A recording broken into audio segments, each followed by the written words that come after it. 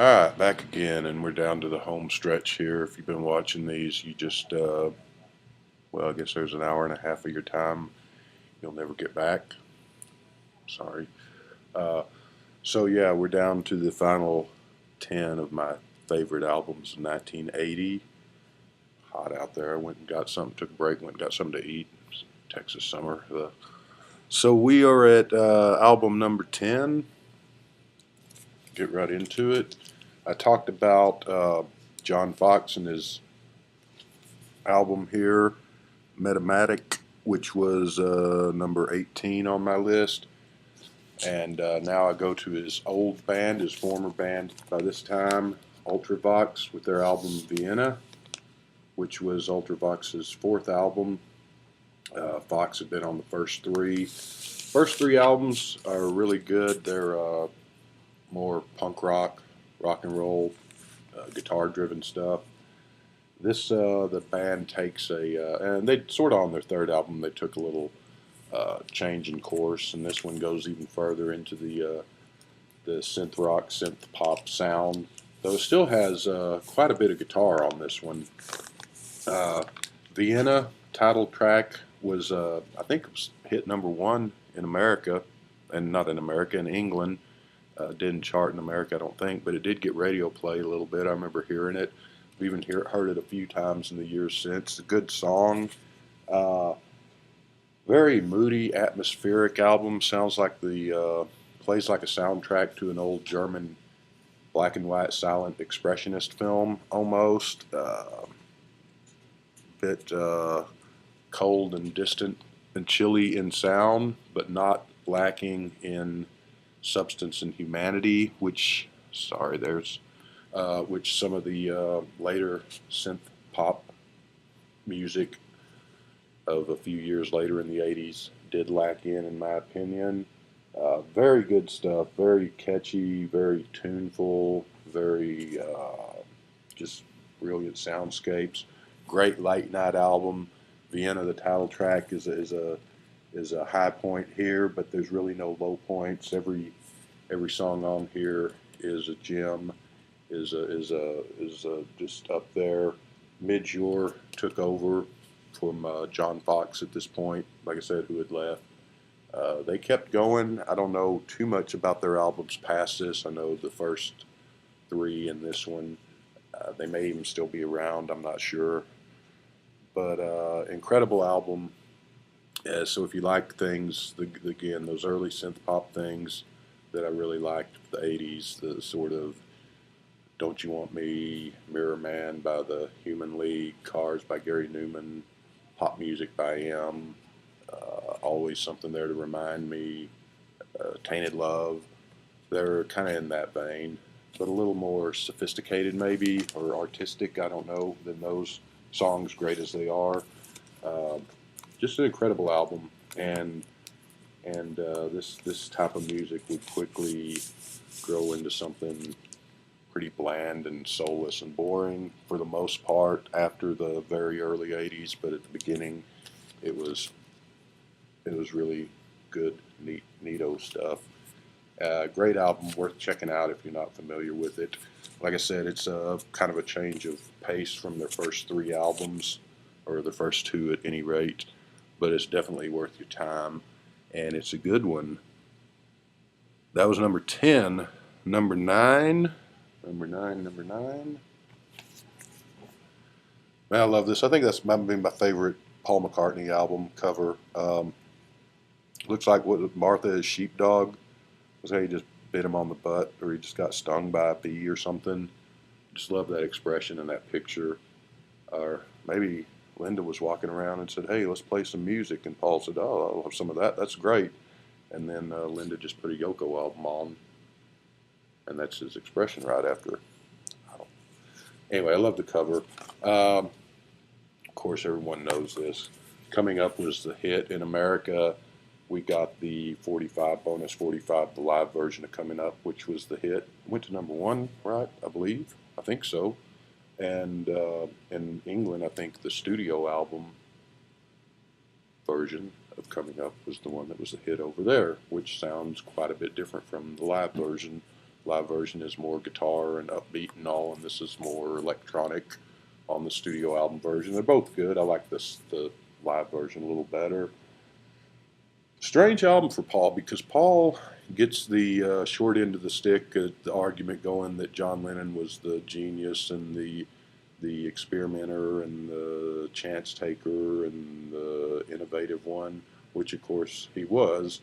Paul was too, but Paul, because he seemed a lot of times to go more for the melodic and the catchy and the good tune, and he's one of the best writers. Him and John are the best writers ever, in my opinion, of music.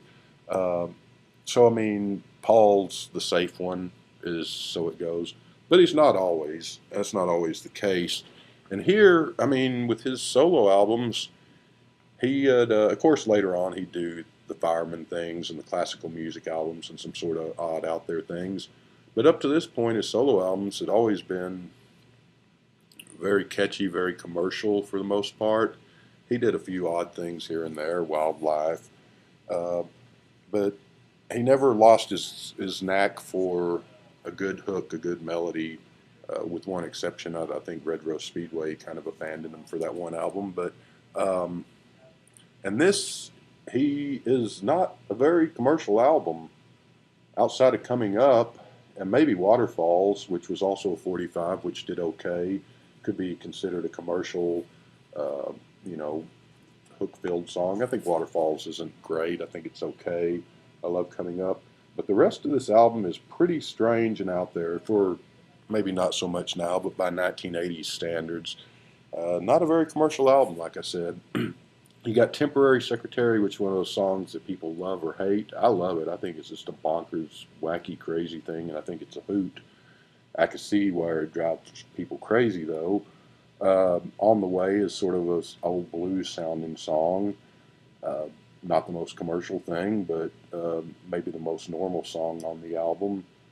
Nobody Knows, Front Parlor. All the rest of this stuff is pretty synth heavy and experimental and weird and out there, and that's just sort of strange for Paul, sort of a sidestep at that time. And credit him for taking a chance and putting out an album that he probably knew wasn't going to be a huge commercial hit, get a whole lot of radio play. It did fine because at that point Paul McCartney had had hit album after hit album all through the 70s, and this was his first of the 80s.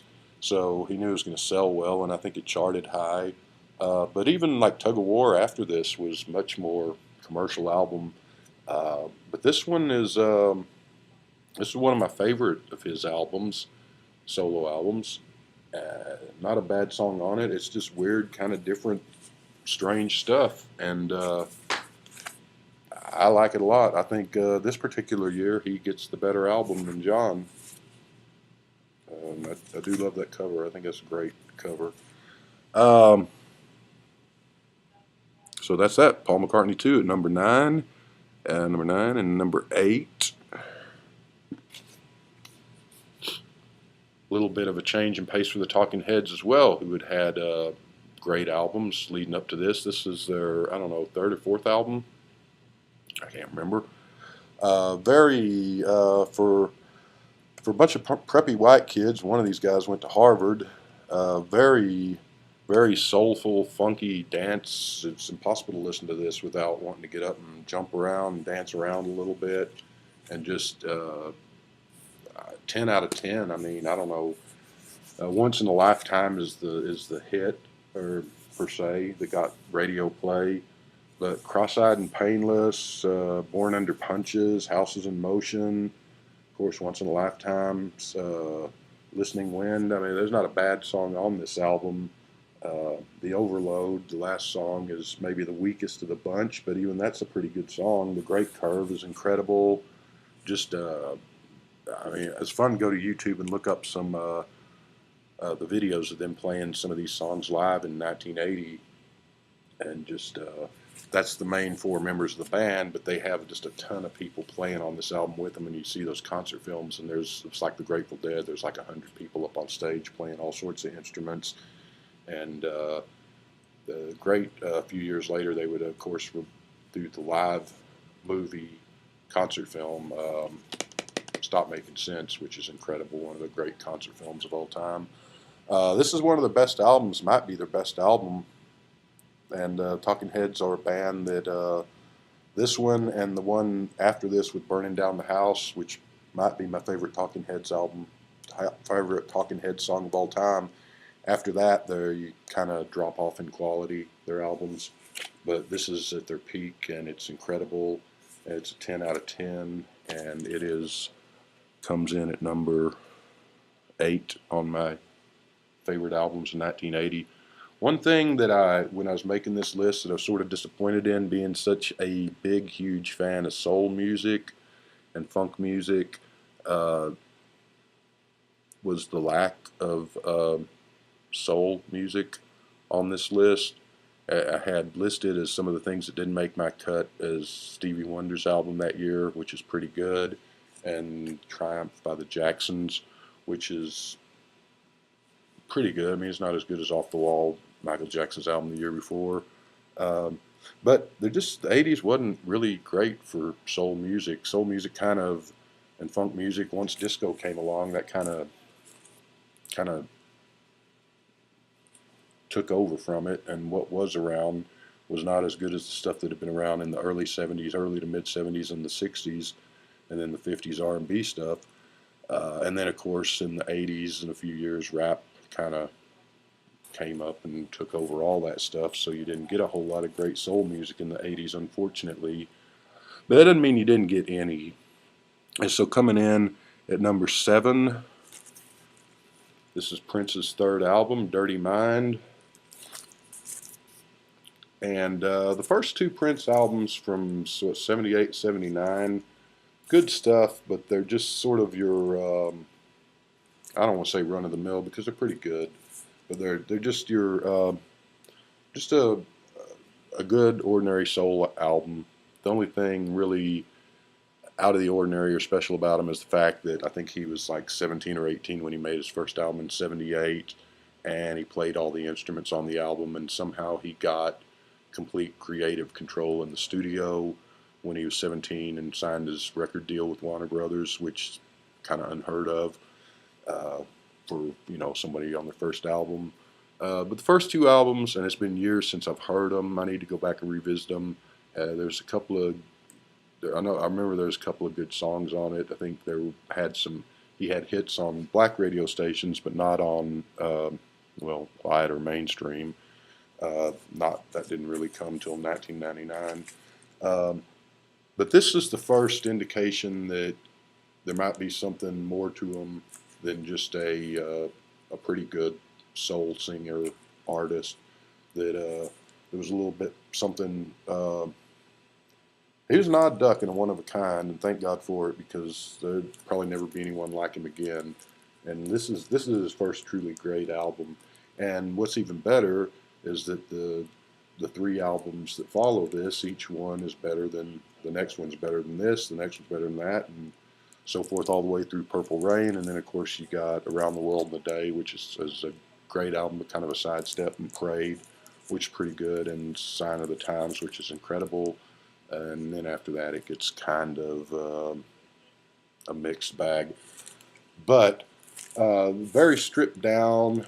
So you got soul, you got funk, you got the influence of new wave and punk and rock, where his first 2 albums were mainly soulful in sound. Here you've got a rock influence and a new wave influence.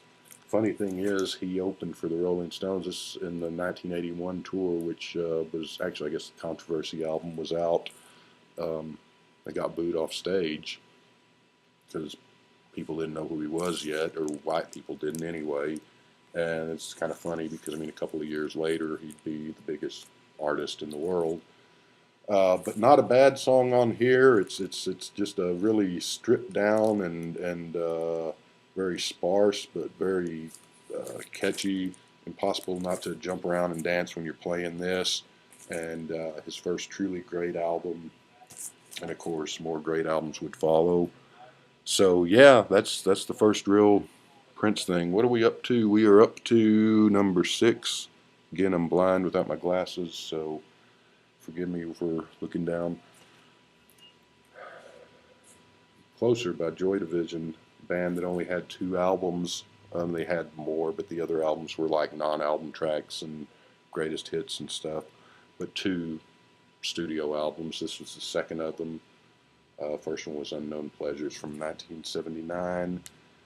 Another tragic story here, like John Lennon in 1980. Ian Curtis, the kind of the main guy in the band, uh, well, he hanged himself and committed suicide about a month before this came out. They were actually set to go to America for their first tour, I think about a week or two before he killed himself. Uh, so that's cheerful. Incredible. I mean, you can't deny the artistry here.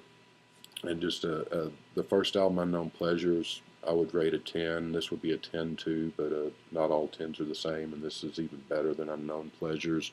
Not a bad song on here. Not the cheeriest album, because obviously, you know, guys that are contemplating suicide don't tend to be happy go lucky, upbeat people most of the time. Uh, I don't think, anyway. But just an incredible. Just listen to it, and every song on here is a winner and a great one. It's downbeat, but there's substance and a lot of synthesizer. But they're also a guitar-heavy band. The guitars are muted on their 2 studio albums, which the guys in the band were not happy with at the time that the producer did that. They later admitted, I think, that it's probably the right idea for him to do that because it got them radio play and popularity, at least in England. They were a lot more raw and guitar heavy in concert than they were on record, but the records are still very, very moody, downbeat, but at the same time upbeat, depressing, but at the same time hopeful and celebratory, and just beautiful music. Just one of the best albums of the year and best albums of the decade here. Um, yeah. So the remaining band members, other than Ian Curtis, of course, went on to form New Order, which had huge popularity, and they may even still be around too. I was never a huge fan of theirs. They went into more of that dance music, electronic stuff. I think their first album after this sounded closer to the Joy Division sound. I haven't heard it, but I mean, because I think some of the songs they had written were originally intended to be Joy Division's the next album until Curtis died there. But not a big fan of New Order. I need to listen to that first album someday, though, just for fun, see if it's any good. But both the Joy Division albums are essential. And for all the sad story about the band and the guy killing himself, it really is just beautiful, incredible music, and it's sad given the circumstances, but it's really not sad too. Worth checking out. Number 5, we're getting there. Argy Bargy by Squeeze. This is the band. If you like the Beatles, if you like the Kinks, if you like, the Hollies, the '60s British invasion stuff, you know, you need to buy this album, and you need to buy their album East Side Story from 1981, the following year too. Just tuneful, wonderful, beautiful, catchy pop music, and Pulling Muscles from a Shell, Another Nail in the Heart, Farfisa Beat, Here Comes That Feeling. I mean, every song on here is just a pop masterpiece. Every song on here, if this would have gotten radio play, it could have been a potential hit. And kind of a crappy cover, but great album, great music, incredible band. They actually put out an album last year, and usually when those bands get back together after decades and put out a new album, it's not very good, but their album from last year was very good. Not quite as good as their peak period here back in the early 80s. But yeah, they were a really good band, and then later in the 80s and the early 90s, they put out some albums that were so-so, good to bad. But this is, just like I said, You like Paul Revere and the Raiders, you like the Beatles, you like any of that British invasion stuff, uh, I don't know, even maybe the Monkees, you'll like this, and you should go out and buy it as soon as this video is over. So what's there? We're up to number 4. If I can grab the thing. Is that right? Oh yeah, that's right. Dexys Midnight Runners, Searching for the Young Soul Rebels. This is their first album. This is not the album with Come On Eileen. That is on the album after this. The song Gino was a #1 hit in England, didn't do anything in America. Eileen, of course, was #1 all over the world, and that's the song that everybody knows by Dexys. And unfortunately, most people in America, and I know in England they had, I think, 3 #1s, but they only had the one #1 in America. Most Americans don't know anything else about Dexys besides Eileen, which is a shame because that's another one of those love or hate songs. A lot of people, because it's been played so many times, don't care if they ever hear it again. I always love the song. It's a great song. It's not totally not indicative of their sound, but it's not totally indicative of their sound either. And I've said this before, but it's kind of like if you heard of the Beatles but never heard them and asked someone to play some Beatles for you and they played All Together Now or Yellow Submarine, you would think, that's nice, what's all the fuss about? And then if they played you some other stuff, you know, Hey Jude, Strawberry Fields, She Loves You, then maybe you'd get the idea like, oh, okay, now I see what you're talking about. I'm not saying that Dexys Midnight Runners are the Beatles. They're a great band. They're not the Beatles, but they are a very great band. One of those rare instances of white guys trying to do soul music and succeeding, because usually when that happens, it just sounds silly. And also Irish Celtic music and just pop and new wave mix in there. There's a whole lot to Dexys besides Come On Eileen, and this album front to back, just like the last few albums I've shown, great songs, not a missed note on here, worth having, an incredible band. There's just way more to the story than Come On Eileen. Even if you don't like that song, you might check into Dexys because a lot of their stuff doesn't really sound like Eileen, and it sounds great. Upbeat, catchy, soulful. Uh, Kevin Rowland's not the best singer, but that's true in a lot of bands. But just great music, and his vocals work for the music. The Eileen album that came out the next year, '82, I think actually it came out, is a great one too. And Don't Stand Me Down, their album that came out in 1985, which went nowhere because unfortunately by that time the world had forgotten all about Dexys Midnight Runners. It's probably their masterpiece and their best of the 3. It's since been kind of discovered as a lost classic in the years since. And they came back also about 3 years ago and got back together and released an album. One Day I'm Going to Soar, which is actually pretty good. Again, usually when those bands come back years later that try to do it again, they can't catch the magic again a second time. But that Dexys album is really good, and they just put out a new album, and I haven't got it yet, and I need to get it, so I can't say if that's any good or not. This is their first album. This is great. I would strongly encourage, go to YouTube, look up Burn It Down, look up Gino, or just play this whole album. You know, that's another one you need. This is the last one that I don't, of the albums that I don't have on vinyl. I need to get it on vinyl one of these days.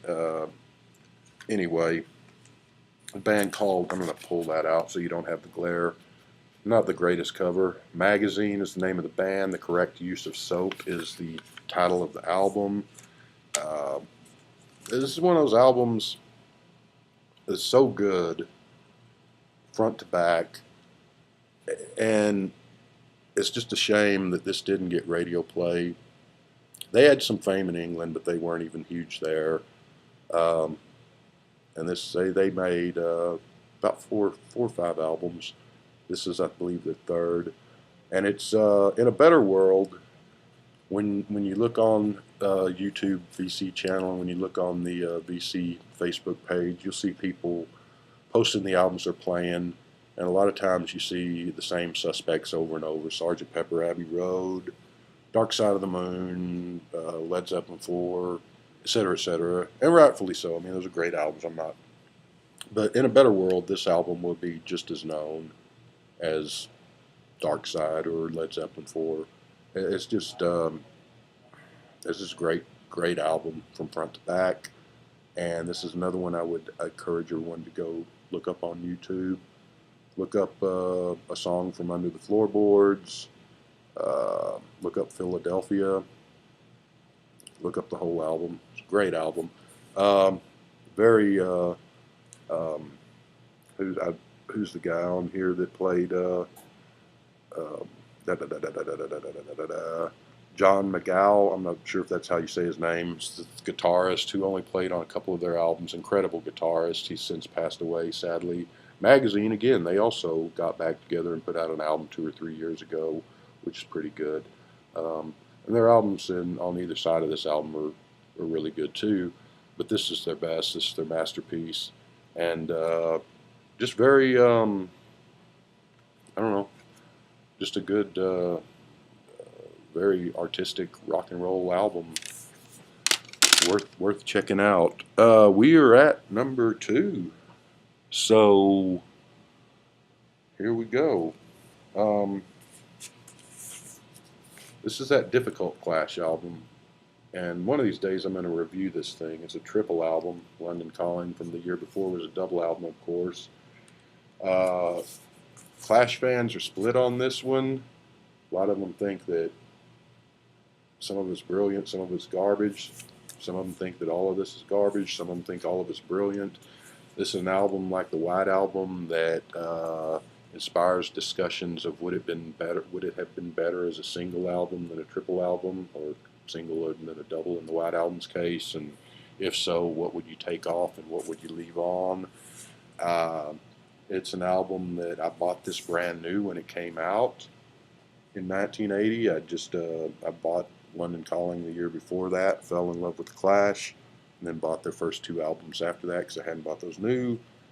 This was, when I bought it, it's a confounding album, and it took a lot of work to get into, but it's worth the effort. It's a journey through life album. I think that every time I play it, I hear something new or learn something new. It's a big sprawling mess of brilliance and genius and madness and fun and frustration, in my opinion, and worth every second of the effort.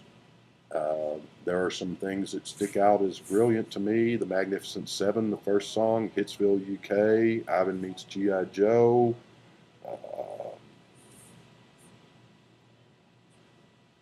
Just looking through Police on My Back, of course, The Call Up. Charlie Don't Surf is incredible. Shepherd's Delight, which is oddly a gospel song, which doesn't seem like they're, pulling the Mickey. They seem sincere as an actual trying to do a true to heart gospel song, and it works. And then there's a lot of weird stuff. They do dub and reggae type music. They do sort of their old punk rock sound here and there. They do just pop. There's a couple of songs where they have little kids singing, which drives some people crazy. I think it's kind of cute. Career Opportunities is one of their great songs of all time off their first album. Here it's got them playing with little kids singing, and there's the other one, I can't remember which one. But this is an album that'll be with you for a lifetime if you put the time in, and that it'll grow, and that you'll get much headaches and much love out of. Made with love, sealed with a kick, I think is what the ad line on this said. I guess if my favorite Clash albums would be a tie between their first album and London Calling. Those are just incredible 10+ star albums. This one I'm going to give a 10 too, though, and someday I'll do a proper review on it, but there's like 36, 40 songs on the thing. And just a mess of stuff. We are at number 1, my third favorite band of all time, and my favorite album by them. The Jam sound effects again. Anyone who likes the Beatles or the '60s stuff, the Small Faces, the Kinks, the Who. Um, Not that they don't Jam have their own sound and their own originality. They're not a copy band, but you would love this, I think. Uh, Paul Weller was listening to Revolver when he was recording this. He was listening to Joy Division, Wire, and bands like this. It's a bit more stripped down than their albums before it, all of which are brilliant. Their second album's takes a little work to get into, but their first, third, and fourth album, brilliant. This is brilliant. Their album after this was fans are divided, but I love it. But this is great. I mean, just every song on here. The only thing is a song called Music for the Last Couple, which is sort of the weird experimental pop art song on here. I don't know whether it's supposed to be, they're trying to do a Tomorrow Never Knows or Revolution Number 9 or something. It's not very good. It should have been a B-side of a 45. And they had Start, which was a #1 hit for them in England. They didn't go anywhere in America. Um, the Start 45, the backside of that is a song called Liza Radley, which is incredible. That should have been on this album instead of Music for the Last Dance Couple. Dance Couple should have been on the B-side somewhere. Every other song, Pretty Green, Monday, But I'm Different Now, That's Entertainment. I mean, it's just, this would be my favorite album of the 80s, too, in addition to my favorite album, 1980, the year. And this would be my third favorite album of all time. So I started doing reviews of the Jam albums, and I got up to their second album, and I haven't continued. One of these days I'll do that.